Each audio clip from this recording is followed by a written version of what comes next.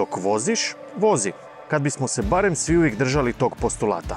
Ako ste sudionik u prometu i upravljate vozilom, nema korištenja mobitela i ostalih opasnih gluposti poput gledanja okolo ili traženja stvari po autu, kopanja po menijima i sl. Pozornost mora uvijek biti na prometu, pješacima i cesti, bez iznimke.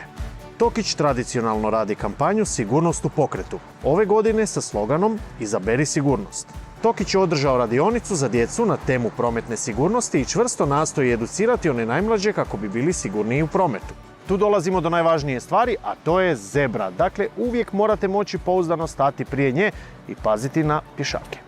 Kočenje mora biti 100% pouzdano i taj najvažniji dio automobila potrebno je održavati u vrhunskom stanju kako biste uvijek bili spremni na reakciju. Kupite najbolje kočnice koje si možete priuštiti, tu ne smijete štediti.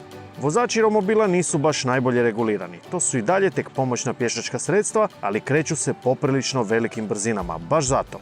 To ne znači da mogu i smiju ići pun gas preko zebre, ali morate biti spremniji na takva iznenađenja vozite li automobil. Vozači romobila bilo bi dobro da izaberete sigurnost, nosite reflektirajući prsluk i kacigu. Samo po sebi jasno je da automobil treba održavati kako bi bio uvijek siguran u vožnji. Nemojte štedjeti na servisiranju, sve što treba promijenite zbog sebe i zbog drugih. Tehnički pregled nije mjesto zbog kojeg ćete otići serviseru kada vas sruše, već treba biti mjesto na koje dolazite sa 100% sigurnim i ispravnim automobilom, samo potvrditi ono što već znate, da ste ispravni. Brzina, izuzetno važan čimbenik, uvijek možete usporiti. Ako ste umorni, već dulje vozite, niste baš 100% u budnosti kao inače, ima stotine situacija u životu kad niste baš 100% svoji.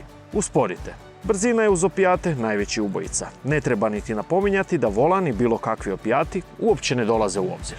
I za kraj nešto o opijatima. Svoj fino održavani auto ostavite na parkingu ako ste se upravo s društvom opustili. Pozovite taksi i to je to.